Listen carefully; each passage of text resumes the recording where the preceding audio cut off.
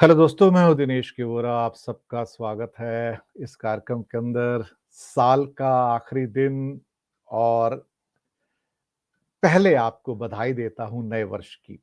2022 आपके लिए मंगलमय हो, अच्छा हो, स्वास्थ्यवर्धक हो, आप सबकी हेल्थ अच्छी हो और वेल्थ भी बहुत सारी आए। दोस्तों, अ, इससे पहले कि बात शुरू करें, आपसे गुजारिश है कि हमारे चैनल्स को ज़रूर सब्सक्राइब कीजिएगा, बेल आइकन दबाइएगा, ताकि क्या कहते हैं कि एक निर्भीक और निडर पत्रकारिता को का हम निर्वाह कर सकें और आप तक सब चीज़ें जो बेहतरीन हैं उनको पहुँचा सकें साहस के साथ, हिम्मत के साथ।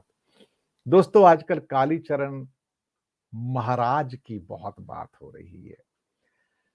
गांधी के हत्यारों का महिमा मंडन करने वाला, गांधी को गाली देने वाला, गांधी को जाने क्या-क्या कहने वाला कालीचरण ठग। मैं तो उसे साधु नहीं कहूंगा, मैं उसे ठग कहूंगा।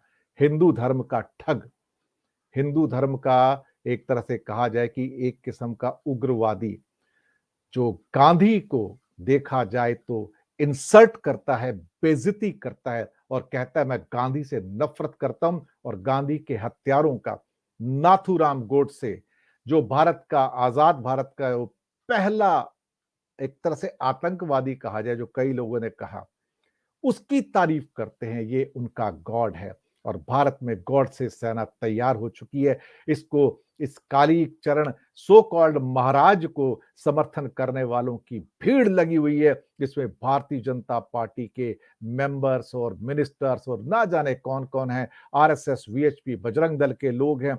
उनके लिए कालीचरण महाराज एक नया विवेकानंद बन गया है साहब। सॉरी, विवेकानंद नहीं कहना चाहिए था, वो तो बहुत महान आत्मा थे। वो तो करुणा और क्या कहते हैं, दया के परिचायक थे। वो तो कंपैशन के प्रतीक थे, जैसे बुद्धा थे, गांधी थे, नानक थे। मैं कहां तुलना करना बैठ गया एक ठग की उस महान आत्मा विवेकानंद से। ये तो वो ठग है जो महात्मा गांधी को गालियां देता है, राष्ट्रपिता को गालियां देता है, उसके हथियारों का महिमा मंडन करता है, उसके हथियारों को कहता है कि उसके गले में तो फूल माला डालनी चाहिए, वो तो ईश्वर है।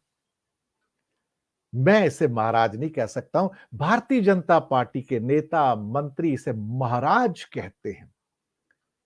इन जैसे ठगों को, इन जैसे अपराधियों को, इन जैसे राष्ट्रद्रोहियों को महाराज कहना, महाराज का अपमान है। इसका गिरफ्तार होना जरूरी था और उस पर भी आपत्ति भारतीय जनता पार्टी के मंत्रियों के द्वारा कि इसे गिरफ्तार क्यों किया गया। और उस मंत्री से जब सवाल पूछा छत्तीसगढ़ के मुख्यमंत्री ने कि आप इनके अरेस्ट से सुखी हैं या दुखी हैं, तो जवाब नहीं आया।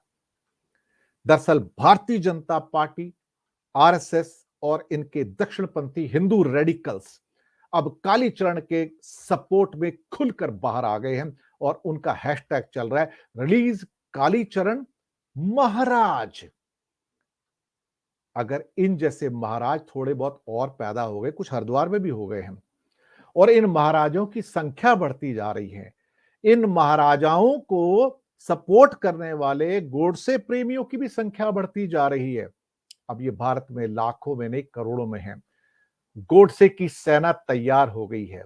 ये गांधी से नफरत करते हैं, ये भारत से गांधी का नाम मिटा देना चाहते हैं।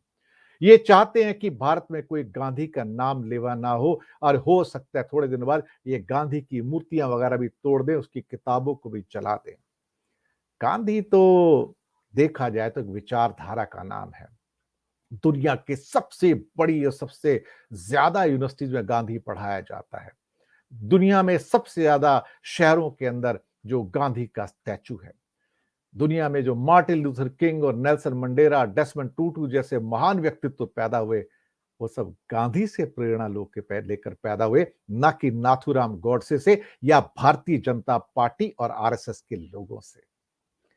दरअसल गांधी के हत्यारे जो हैं, उसका महिमा मंडन तो पहले से ही शुरू हो गया था, लेकिन अब ये साधुओं की आड़ लेके, साधु तो कहना बेकार है, मैं इनको ठग कहता हूं, ये हिंदू ठग हैं, ये साधु नहीं है। ये भगवाधारी ठग हैं जो हिंदू धर्म को भ्रमित करने के लिए आए हैं। भगवाधारी हिंदू तो स्वामी विवेकानंद थे, जिनको नमन किया जाता है। जो हिंदुओं के जो बड़े पूजनीय नेता रहे हैं, उनमें श्री अरबिंदो हैं, जो पूजनीय हैं क्योंकि उनके विचार मानवतावादी हैं। उनमें गांधी हैं, उनमें रविंद्रनाथ टैगोर हैं। ये कहां से आ गए? ये तो हत्यारों के समर्थक हैं, बल्कि नाथूराम गोडसे जैसे आतंकवादी के समर्थन हैं। और तो और ये तो भारतीय जनता पार्टी आरएसएस के लीडर उन्हें हत्यारा ही नहीं कहते। आरएसएस तो वो थी जिन्होंने कई दशकों तक गांधी को गांधी वध कहा, गांधी की हत्या नहीं कहा, गांधी वध। वध शब्द रावण के साथ यूज किया जाता है। इससे पता लगता है कि आरएसएस किस ढंग से गांधी जी को रावण के बराबर रखती थी। दरअसल एक शख्स आए थे अभी टेलीविजन चैनल पे और या यूट्यूब चैनल पे थे, वो बयान कर रहे थे कि आरएसएस और उसके जितने विंग हैं वो तो रावण की तरह हैं, इनके 10 सिर हैं। ये अलग-अलग भाषाओं में बात करते हैं, अलग-अलग एक्ट करते हैं, लेकिन ये 70 स्क्रीन पर सारे के सारे एक हैं। शर्म तो आती है, पर किया क्या जाए? क्योंकि सत्ताधीश चुप हैं, आरएसएस के प्रमुख भी चुप हैं, जो कुछ हरिद्वार में हुआ उस पर चुप हैं, जो कालीचरण महाराज जो कहते हैं उस पर भी चुप हैं, बल्कि उसके तो गिरफ्तार होने के ऊपर भी उन्हें दुख हो रहा है कि इन्हें गिरफ्तार कैसे कर लिया जाए। चोर उचक्कों को, देशद्रोहियों को गिरफ्तार ही किया जाता है। कालीचरण देशद्रोही एक गद्दार है क्योंकि वो महात्मा गांधी राष्ट्रपिता के हत्यारे को सलाम करता है और कहता है कि राष्ट्रपिता से मैं नफरत करता हूं। इन जैसे नफरत करने वालों की एक ही जगह है, वो है जेल। सारी जिंदगी वहां बैठे सड़े। और खास तौर से जो हरिद्वार के अंदर भी जो आह्वान किए गए नरसंहार के, जेनोसाइड के, कि मुसलमानों को मार दिया जाए, हत्या कर दी जाए, नरसंहार कर दिया जाए, वहां पर मनमोहन सिंह को गोली मार देने की बात कही गई। गांधी की फोटो पर पिस्तौल रख के गोली चलाई जा रही है। नरसंहार की बात होती है। और आज तो एक बीजेपी की एक और लीडर ने कह दिया कि एक बीजेपी की लीडर ने शायद एक और महाराज हैं इनके नरसिंहानंद क्या है कि गांधी जैसी गंदगी को भारत से दूर करने का कोशिश करनी चाहिए। प्रधानमंत्री जी, आप तो स्वच्छता अभियान गांधी जी के नाम से चलाते हो और ये गांधी को ही गंदगी बोलते हैं। आप कुछ बोलेंगे नहीं ना? आपको भी चुप रहने की आदत हो गई है। भारत के हिंदुओं को चुप रहने की आदत हो गई है। भारत के गृह मंत्री भी चुप रहते हैं। भारत के 100 करोड़ हिंदू चुप रहते हैं चंद को छोड़कर। अगर ये नया भारत है, तो फिर सभ्यताओं का विनाश भी ऐसे ही होता है, विचारधाराओं से होता है। सभ्यताओं का विकास भी विचारधाराओं से होता है। और सभ्यताओं का जब विनाश या डाउनफॉल शुरू होता है, तो वो इसी किस्म के एक्सट्रीम उग्रवादी चीजों से शुरू होता है, जो कालीचरण महाराज और जो हरिद्वार के अंदर जो हुआ। भारत के लिए खतरे की घंटी है। लोग सोचते हैं कि भारत का कुछ नहीं हो सकता। बड़ी-बड़ी सभ्यताएं समाप्त हो जाती हैं। आप देशों की बात करते हैं। सभ्यताएं मिट जाती हैं इस धरती के ऊपर से। आप देशों की बात करते हैं, समाज की बात करते हैं। कितनी बड़ी सभ्यताएं इस दुनिया पर पैदा हुई और उनका विनाश हो गया। कोई सभ्यता यहां परमानेंट नहीं है, लेकिन उनके विकास का विनाश का एक काल होता है। जब लोग विनाश पे उतर आते हैं तो सभ्यताओं का विनाश हो जाता है। वार्निंग कहो, कॉशन कहो, जो मर्जी कहो, बिना संस्कारों के, बिना सम्मान के, बिना अपनी संस्कृति को जाने आप जड़ों को मजबूत नहीं कर सकते। आप फिर शाखाओं के ऊपर पानी डाल के, पेस्टिसाइड डाल के उनको सुरक्षित रख सकते हैं। लेकिन जिस देश की जड़ें कमजोर हों, संस्कार कमजोर हों, उस देश की रक्षा ईश्वर भी नहीं करता है। ऐसे ही सभ्यताओं का समूल नाश होता है। भारत में भी बहुत सारी सभ्यताएं आई हैं, सिविलाइजेशंस आई हैं और उनका विनाश भी हुआ है। प्रकृति का चक्र है, होता रहेगा। बनेंगी, बिगड़ेंगी, बनेंगी, बिगड़ेंगी। लेकिन जब बनती हैं तो उसके लिए भी कुछ लोग रिस्पॉन्सिबल होते हैं और जब बिगड़ती हैं तो उसके लिए भी कुछ लोग रिस्पॉन्सिबल होते हैं।